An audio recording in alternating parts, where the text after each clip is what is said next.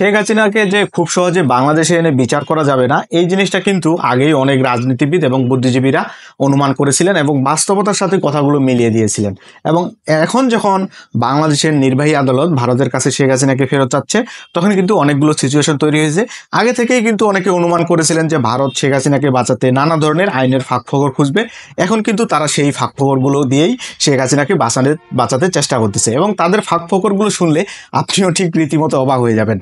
প্রথম কথা হলো, আমাদের দেশের প্রধান যে প্রতিরক্ষা বাহিনী বা আমাদের যে কোনো দেশের একটা ভৌগোলিক প্রতিরক্ষার জন্য সবচেয়ে যে স্ট্যান্ডার্ড বাহিনী সেটা হলো সেনাবাহিনী। এবং ভারতের দাবি হইল, ভারতের যে পররাষ্ট্রনীতির সচিব রয়েছেন এস জয়শঙ্কর বলতেছেন যে আপনাদের দেশেরই প্রতিরক্ষা ব্যবস্থার যে প্রধান বাহিনী সেনাবাহিনী তারা কিন্তু আমাদেরকে শেখ হাসিনাকে ভারতে দিয়ে গেছে।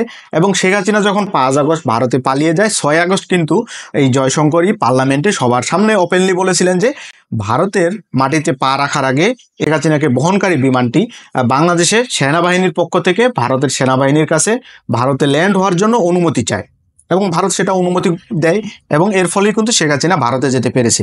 তো তাদের কথা হইল, আপনাদের দেশের এই প্রতিরক্ষা বাহিনী আমাদের কাছে অনুমতি চেয়েছে শেখ হাসিনাকে ভারতে পৌঁছে দিতে, আমরা কিন্তু যেয়ে নিয়ে আসিনি। এবং আরেকটা গুরুত্বপূর্ণ পয়েন্ট তারা দেখাচ্ছে যে তখন সেনাবাহিনী শেখ হাসিনা যখন পালিয়ে যায় 5 আগস্টে, তখন সেনাবাহিনীর প্রধান ছিলেন ওয়াকজামান এবং এখনো পর্যন্ত তিনি কিন্তু সেনাবাহিনীর প্রধান আছেন এবং এই কম ক্ষমতার কোনো রদবদল হয়নি। তো এখন আপনাদের দেশেরই একটি প্রধান নির্বাহী বাহিনী আমাদেরকে শেখ হাসিনাকে হস্তান্তর করেছে, আবার একই আপনাদের দেশের একটা নির্বাহী আদালত আমাদের কাছে শেখ হাসিনাকে ফেরত চাচ্ছে। তো বিষয়টা কিরকম ঘোলাটে না?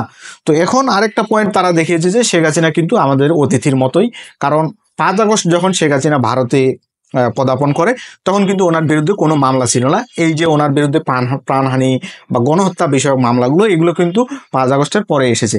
তো এই জিনিসগুলোকে তারা রাজনৈতিক একটা প্রতিহিংসার হিসাবে চালিয়ে দিচ্ছে বিশ্বের গণদরবারে, যাতে করে শেখ হাসিনা এই যাত্রায় বেঁচে যেতে পারে। এবং এই সিচুয়েশনগুলো তারা কিন্তু তৈরি করতেছে জেনে বুঝেই। আপনারা জানেন ভারতের বিভিন্ন গুপ্তচর কিন্তু বাংলাদেশে অলরেডি আছে এবং এটা বিভিন্ন দেশে থাকে গুপ্তচর ভিত্তি করে, এবং তারা বাংলাদেশের বর্তমান সিচুয়েশন জানে। তারা যে আমাদের সংখ্যালঘু নিয়ে একটা মিথ্যা অপপ্রচার ছাড়াচ্ছে বা বিভিন্ন বিষয়গুলো নিয়ে বাংলাদেশকে অস্থিতিশীল করার চেষ্টা করতেছে, এগুলো কিন্তু তারা জেনে বুঝে করতেছে এবং বাংলাদেশ সম্পর্কে তাদের কিন্তু আমাদের চেয়েও বেশি আইডিয়া আছে। এই খবরটা অন্তপক্ষ তারা রাখে, বা তারা আশেপাশে আমাদের যে দেশগুলো আছে যেগুলোকে ভারত নিয়ন্ত্রণ করার চেষ্টা করে সে দেশে তারা গুপ্তচর ভিত্তি করে থাকে।